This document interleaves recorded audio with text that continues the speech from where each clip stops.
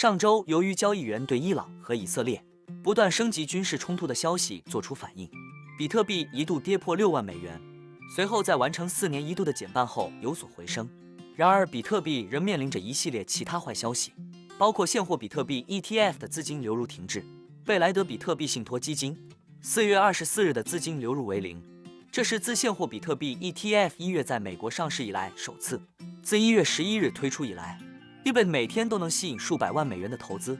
仅71天就累计近155亿美元。虽然 eBay 首次出现资金流入不足的情况，但这对于其他现货比特币 ETF 来说并不罕见。例如，富达旗下的 FBTC 在过去2周内有3天资金流入为0。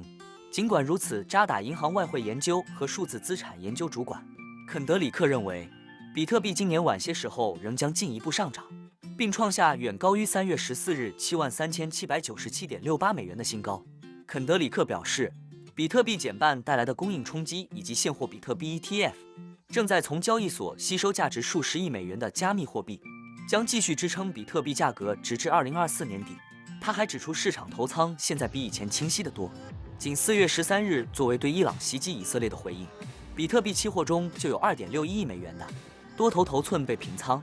这是自2023年10月以来的最大单日平仓记录。肯德里克指的是投机性比特币交易的平仓，这类投资者利用借来的现金，对比特币价格的未来波动进行更大的压注。虽然加密货币的支持者认为比特币是对冲经济和地缘政治不稳定时期的工具，事实上，比特币的交易表明，它通常可以比股市更快地对坏消息做出反应，因为加密货币市场全天候交易，而股票和其他传统市场只在工作日交易。肯德里克指出，随着中东紧张局势的缓解，现在是重新进行中期多头交易的时候了。他预计比特币价格将在2024年底升至每枚15万美元，以太坊价格将达到8000美元，两者均较该行今年早些时候的看涨预测翻了一番。最后总结一下，我认为